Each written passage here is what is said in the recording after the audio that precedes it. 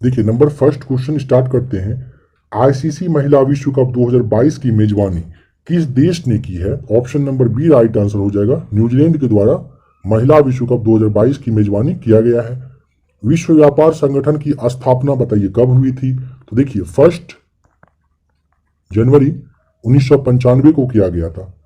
आपको हर एक क्वेश्चन के साथ डिस्कशन भी देखना है, ध्यान से देखते रहिएगा, समझते रहिएगा। जहां भी डाउट लगे या फिर जहां भी आपको पता ना हो, स्क्रीनशॉट लेकर जरूर आप उसे 2-4 बार पढ़ लीजिएगा। देखिए विश्व व्यापार संगठन यानी कि WTO का जगह जो है आपका ये गैट ने ले लिया है। ध्यान रखिएगा, WTO का मुख्यालय अगर पूछता है कहां पर है तो जेनेवा में है। ठीक है, WTO में टोटल अभी कितना कंट्री पूछे तो 164 कंट्री है। अगर पूछता है कि 164वां जो देश है ये कौन बना है तो आपको अफगानिस्तान नाम ध्यान रखना है। अफगानिस्तान जो है WTO का 164वां देश के रूप में बना है। ऑप्शन नंबर जो आपका सी है ये राइट आंसर यहाँ पे 1 जनवरी 1995 सही हो जाएगा। रिएक्टर पैमाने से बताइए कि क्या मापा जाता है? Option number B right answer हो जाएगा। भूकंप की तीव्रता आप किससे मापते हैं? रिएक्टर पैमाने से। देखिए भूकंप पृथ्वी के आंतरिक हलचल के कारण ही होता है, और अगर आपसे पूछे कि भूकंप का जो अध्ययन है ये किसमें किया जाता है तो ये आपको बताना है कि सिस्मोलॉजी में भूकंप का अध्ययन किया जाता है। फ्रेंड्स अगर आप बीएसएससी की तैयारी कर रहे हो और अभी स्टार्टिंग ही आपका है, बीएसएससी में आप स्टार्ट किए हो तैयारी करना, तो समझ लीजिएगा हर एक टॉपिक से, जैसे अध्ययन वाले टॉपिक से, हर एक टॉपिक से, चाहे वो साइंस हो या फिर नॉर्मल जीके हो, मैथ्स हो, हर एक टॉपिक से आपको अच्छे से टॉपिक वाइज भी बताया जाएगा। इसे भी ध्यान रखिएगा, जैसे सिस्मोलॉजी से किस चीज़ का अध्ययन होता है, किस चीज़ से किसका अध्ययन किया जाता है। ठीक है, सारे कुछ के बारे में आपको बताया जाएगा। देखिए अगर पूछ लेता है कि वर्षा की मात्रा को मापते हैं किस चीज़ से, तो बताइए क्या जवाब होगा? आपको अगर जवाब पता हो तो सोच लीजिए आप, नहीं तो यहाँ पे आप देखिए रेन गेज से आप वर्षा की मात्रा को मापते हैं। ठीक है, इसी तरह से द्रव की अपेक्षित घनत्व अगर पूछता है किससे, तो आपको पता होना चाहिए कि हाइड्रोमीटर से मापा जाता है। इस तरह का क्वेश्चन काफी ज्यादा आपके लिए पीवीआई हो जाता है, तो आपको यह भी बताया जाएगा काफी अच्छे तरीके से। नंबर 4 है विश्व एड्स दिवस कब मनाया जाता है? तो देखिए समझिएगा, ऑप्शन नंबर बी हो जाएगा। 1 दिसंबर को हर साल विश्व एड्स दिवस मनाया जाता है। ठीक है, फिर आपका देखिए 8 मार्च को पता होना चाहिए, 8 मार्च को अंतर्राष्ट्रीय महिला दिवस मनाते हैं। 10 दिसंबर को विश्व मानवाधिकार दिवस मनाया जाता है। 17 सितंबर तो मानिए भारत में विश्वकर्मा पूजा 17 सितंबर को होता है, और 17 सितंबर को प्रधानमंत्री नरेंद्र मोदी का भी जन्मदिन है। अब ये भी फिलहाल जीके में आपसे पूछा जा सकता है। नंबर 5 है नाइटिंगेल ऑफ इंडिया के नाम से कौन जानी जाती है? ऑप्शन नंबर सी हो जाएगा। सरोजनी नायडू को आप नाइटिंगेल ऑफ इंडिया के नाम से जानते हैं। पता होना चाहिए कि सरोजनी नायडू पहली भारतीय महिला थी जो कि उत्तर प्रदेश की राज्यपाल बनी थी। ठीक है, नंबर 8 थोड़ा सा देख लीजिए, लता मंगेशकर। इनका निधन 6 फरवरी 2022 को हुआ। लता मंगेशकर को 2001 ईस्वी में भारत रत्न दिया जा चुका है। ठीक है, नंबर डी देखिए मदर टेरेसा। मदर टेरेसा को 1979 में शांति का नोबेल पुरस्कार मिल चुका है, और इसके 1 साल के बाद यानी कि 1980 ईस्वी में इनको भारत रत्न भी दिया जा चुका है। बताइए कि विश्व किस खेल से संबंधित है? तो विश्व जो है शतरंज से संबंधित है। ध्यान रखेंगे शतरंज में टोटल 64 वर्ग होते हैं। इसमें gambit, checkmate, stalemate, grand master, check हो गया, रैंक है, रेटिंग, ये सारे शब्द जुड़े हुए हैं। एग्जाम में आपसे ये पूछ सकता है, ध्यान रखिएगा। भारत की अर्थव्यवस्था को सबसे अच्छे ढंग से किन शब्दों में व्यक्त किया जा सकता है? ऑप्शन नंबर डी हो जाएगा राइट आंसर। मिश्रित अर्थव्यवस्था के रूप में आप भारत की अर्थव्यवस्था को आप अच्छे तरीके से दिखा सकते हैं। नंबर डी यहां पे राइट आंसर होगा। देश का पहला गेंडा संरक्षण एवं प्रजनन केंद्र कहां खोला गया? ऑप्शन नंबर सी पटना में। भारत रत्न पुरस्कार प्राप्त करने वाले प्रथम भारतीय कौन है? Option number B doctor Sarvepalli Radhakrishnan को सबसे पहले भारत रत्न दिया जा चुका था। ठीक है, 1954 ईस्वी में। ध्यान दीजिएगा, डॉक्टर एस राधाकृष्णन को 1954 में सी राजगोपालचारी और डॉक्टर चंद्रशेखर वेंकट रमन जो थे, इनको भी भारत रत्न दिया गया था। ठीक है, और ये जान लीजिए कि शिक्षक दिवस आप 5 सितंबर को जो मनाते हैं वो इन्हीं के, डॉक्टर सर्वपल्ली राधाकृष्ण के ही जन्म दिवस के अवसर पर मनाया जाता है। नेक्स्ट क्वेश्चन नंबर 10 है, भारत में मुद्रास्फीति को मापा जाता है। ऑप्शन नंबर ए, थोक मूल्य सूचकांक के द्वारा। माप तौल की व्यवस्था किसके शासनकाल में लागू हुई थी? Option number C right answer हो जाएगा, अलाउद्दीन खिलजी के शासनकाल में माप तौल लागू हो गया था। सौर मंडल का बताइए सबसे बड़ा वाला ग्रह कौन सा हो जाएगा? तो ऑप्शन नंबर आपका सी राइट आंसर है, बृहस्पति सबसे बड़ा है। नेक्स्ट क्वेश्चन है, भारत की अर्थव्यवस्था है, बताइए किस तरह की? तो ऑप्शन नंबर डी, विकासोन्मुख। विकासोन्मुख का मतलब भारतीय अर्थव्यवस्था विकासशील अर्थव्यवस्था के अंतर्गत अब आता है। और अगर पूछे कि एशिया का पहला विकसित राष्ट्र का नाम बताइए, तो जापान आपको बताना है। नेक्स्ट क्वेश्चन है, किस व्यक्ति ने प्रथम बार कार्यकारी प्रधानमंत्री के रूप में पदभार संभाला था? Option number B right answer हो जाएगा, गुलजारी लाल नंदा। संविधान के अनुच्छेद 368 का संबंध बताइए किससे है? ऑप्शन ए, संविधान संशोधन प्रक्रिया से है। अनुच्छेद 368 का संबंध राष्ट्रपति एवं उपराष्ट्रपति दोनों पदों की रिक्तता की स्थिति में कौन राष्ट्रपति का पद संभालता है? ऑप्शन ए, सर्वोच्च न्यायालय के मुख्य न्यायाधीश के द्वारा संभाला जाता है। भारत का राष्ट्र ध्वज कब स्वीकार किया गया? ऑप्शन नंबर बी, 22 जुलाई 1947 को भारत का राष्ट्र ध्वज जो है उसे शामिल किया गया था, मतलब स्वीकार किया गया था। सत्यमेव जयते किस रूप में प्रचलित है? जहां भी टाइम चाहिए होगा आराम से वीडियो को रोक लिया करिएगा। देखिए, सत्यमेव जयते भारत का इनमें से कोई नहीं राष्ट्रीय वाक्य है। ठीक है, वाक्य है। वाक्य मतलब कहिए कि आप शब्द कह सकते हैं, शब्द है। यहाँ पे तो ऑप्शन है ही नहीं दिया हुआ, तो ऑप्शन नंबर ई, आप ई तो यहाँ पे टिक करना ही नहीं, तो ऑप्शन नंबर डी टिक करना, इनमें से कोई नहीं। भारत में टेलीविजन की शुरुआत कब की हुई थी? Option number D right answer हो जाएगा, 1959 में। 15 सितंबर 1959 से स्टार्ट हुआ था। और भारत में रंगीन टीवी की शुरुआत अगर पूछता है कब हुआ था, तो 25 अप्रैल 1982 से शुरुआत की गई थी। भारत की प्रमुख आर्थिक समस्या बताइए किस तरह की है? ऑप्शन नंबर डी हो जाएगा, गरीबी एवं जो बेकारी है, ये है भारत की प्रमुख आर्थिक समस्या। इंडिया विंस फ्रीडम के लेखक कौन है? Option number C right answer हो जाएगा, अबुल कलाम आजाद के द्वारा इंडिया विंस फ्रीडम लिखा गया। एशिया की सबसे लंबी नदी कौन सी है? तो ऑप्शन नंबर सी हो जाएगा, यांगटी सी क्यांग जो है एशिया की सबसे बड़ी। कहने का मतलब यह जो नदी है तिब्बत की पठार से निकलकर चीन सागर में गिर जाती है। अगर पूछे कि यांगटी सियांग का नदी का जो कुल लंबाई है वो बताइए कितना है, इसे भी आप जान लीजिए, 5797 किलोमीटर। आराम से याद करिएगा, 5797 यानी कि 5797 किलोमीटर लंबी है ये। निम्न में से कौन ठंडी जलधारा है? ऑप्शन नंबर आपका सी राइट आंसर हो जाएगा, लिब्राडोल जो है ये ठंडी जलधारा है, ध्यान रखिएगा। नेक्स्ट क्वेश्चन, भारत की प्रथम महिला राजदूत कौन थी?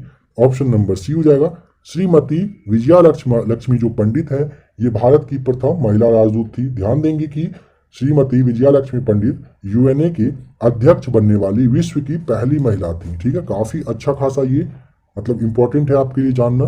नंबर 25, भारतीय संघ के दक्षिणतम बिंदु तथा भारतीय मुख्य भूमि के दक्षिणतम छोर में कितने अक्षांश का अंतर है?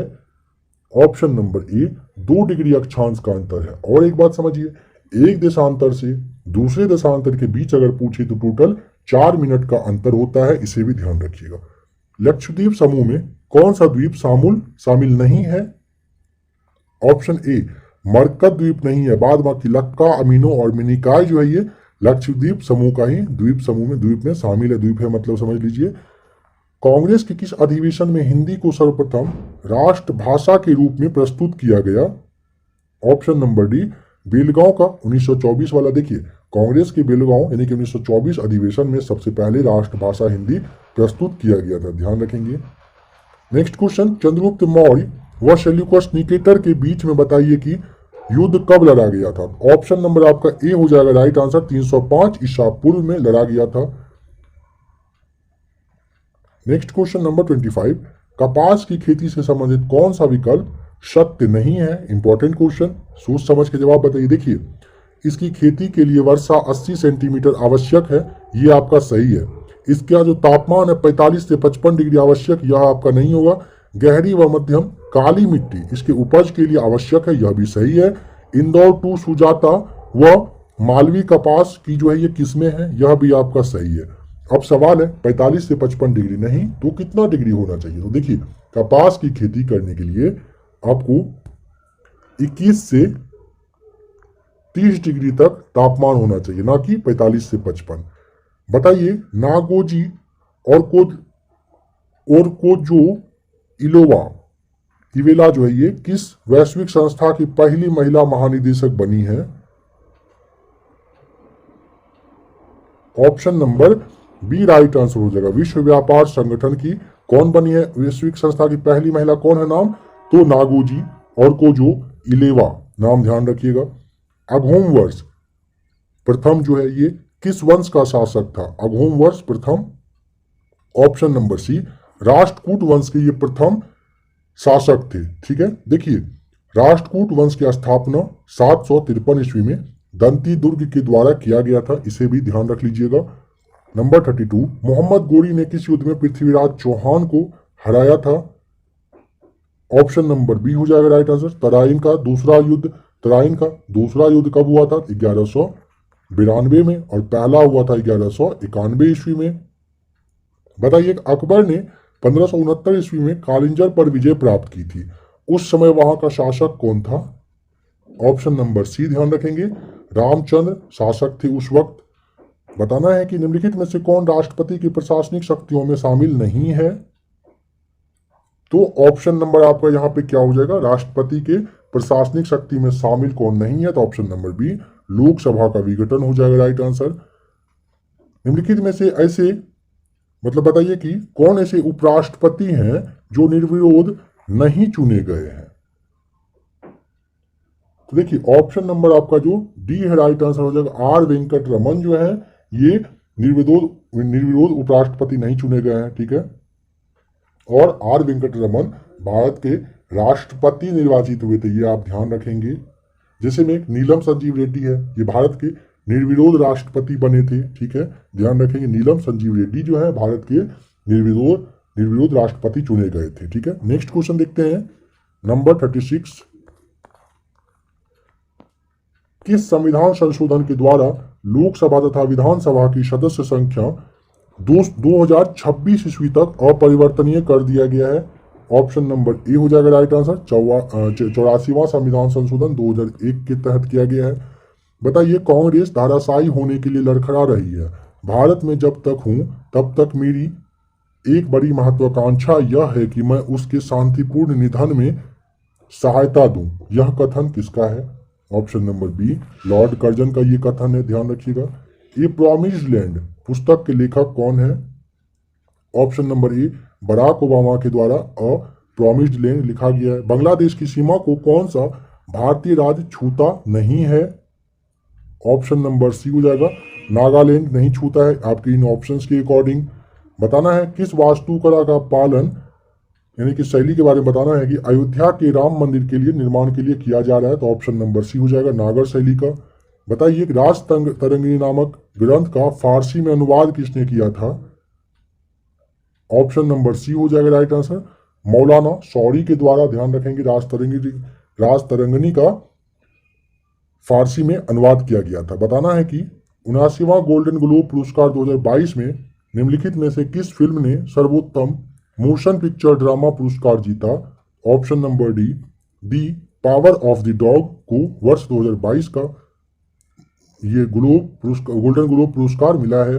क्रांतिकारी संगठन हिंदुस्तान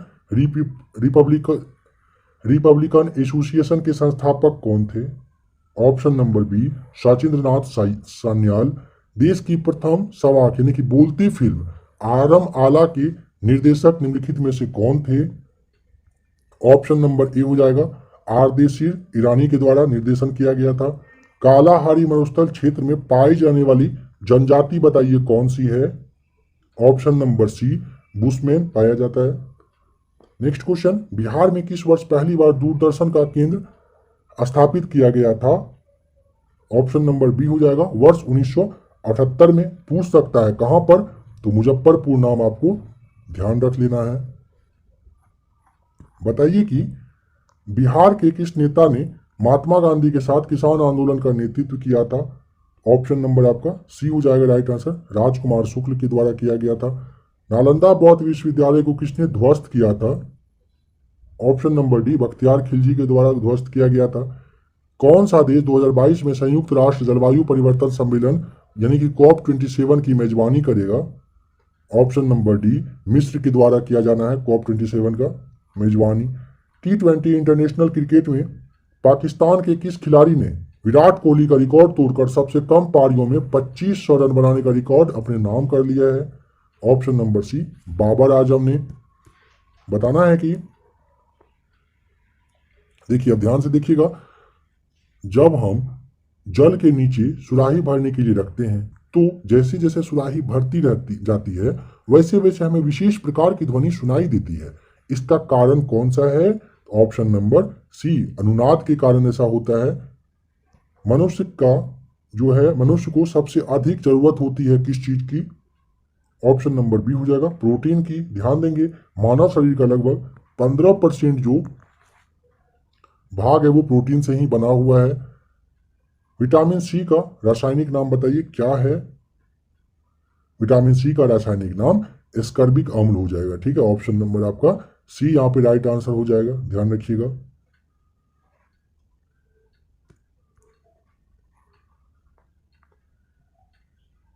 नंबर 54, जस्तीकरण में किस धातु का प्रयोग होता है।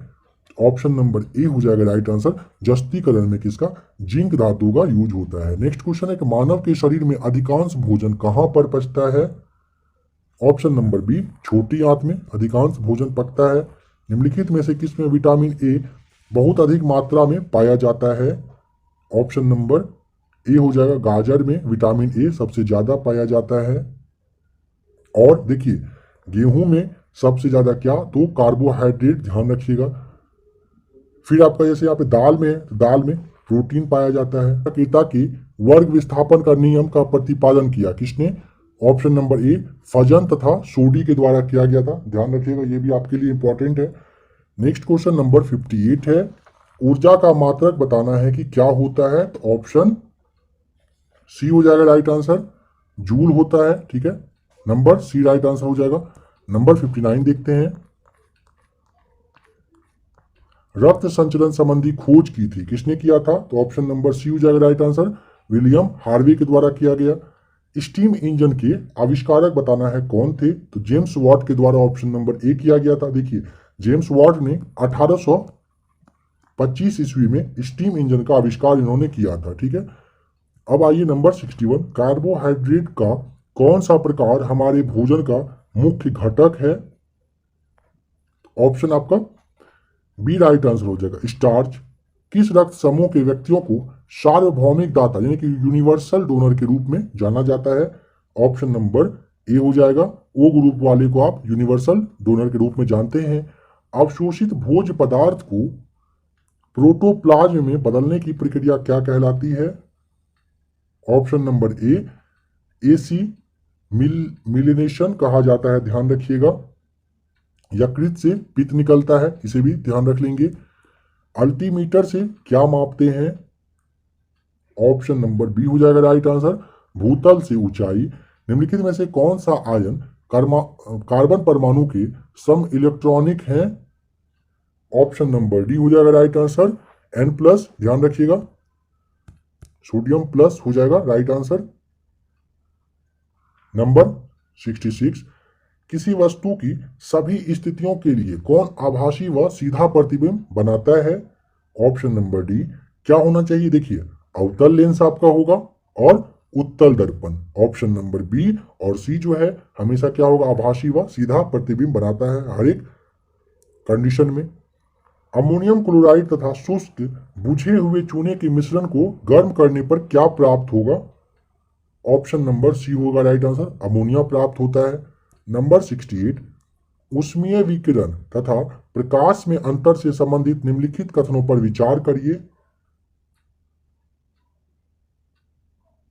देखिए यहां पे आपसे पूछा है कि इनमें से कौन सा है जो कथन सही आपका है, ये ध्यान रखिएगा, सही पूछा गया है आपसे यहां पे। तो ऑप्शन नंबर देखिए, ऊष्मीय विकिरण कम ताप पर जबकि प्रकाश अधिक ताप पर निकलता है, सही है। ऊष्मीय विकिरण तथा प्रकाश दोनों अदृश्य होते हैं, यह भी आपका सही है। नंबर दूसरा और तीसरा यहाँ पे सही है, इसके लिए आपको ऑप्शन नंबर ए टिक करना होगा। नेक्स्ट क्वेश्चन, सेल्सियस, फ़ारेनहाइट तथा रोमर पैमानों पर ताप में निम्नलिखित में से संबंध आपको बताना है, क्या होता है। तो फ्रेंड्स नंबर 69 क्वेश्चन आपके लिए छोड़ा जा रहा है, अगर आपको इसका जवाब पता हो तो अच्छी बात है, आप बताइएगा, नहीं तो जो टेस्ट नंबर 4 होगा इसमें आपको इस क्वेश्चन का सबसे पहले जवाब बता दिया जाएगा, ठीक है। नेक्स्ट क्वेश्चन देखिए नंबर 70, निम्नलिखित में से किस हार्मोन की रासायनिक प्रकृति स्टेरॉयड होती है। ऑप्शन नंबर डी कॉर्टिसोल हो जाएगा राइट आंसर। नंबर 71 देखिए, दाब तथा आवेग की विमाएं हैं क्रमशः, क्या होगा राइट आंसर। जवाब आराम से सोच के बताइए। देखिए ऑप्शन आपका यहाँ पे ए राइट आंसर हो जाएगा, ml to the power -1 t to the power -2 तथा mlt की पावर -1 हो जाएगा right answer. Option number A सही है। निम्नलिखित में से कौन सिलेंट्रेटा समुदाय के अंतर्गत आता है। देखिए जेलीफिश जो है आपका ऑप्शन नंबर ए, ये आपका सिलेंट्रेटा समुदाय के अंतर्गत आता है, ध्यान रखिएगा। नंबर 73, सार्कोप्लाज्म क्या है, सोच के आराम से बताइए।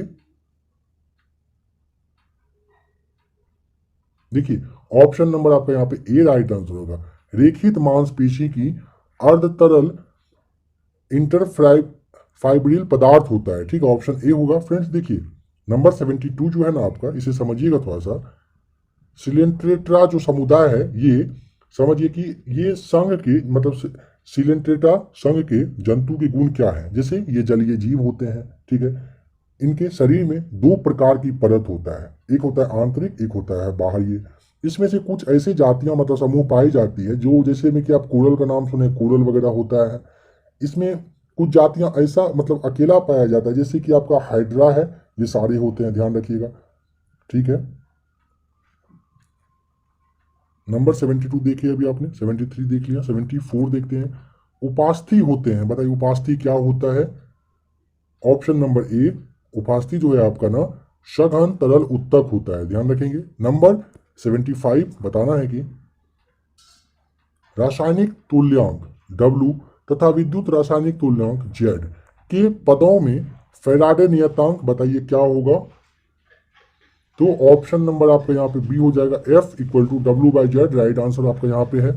नंबर 76 आपका यहाँ से मैथ्स का क्वेश्चन स्टार्ट हो जाता है, ठीक।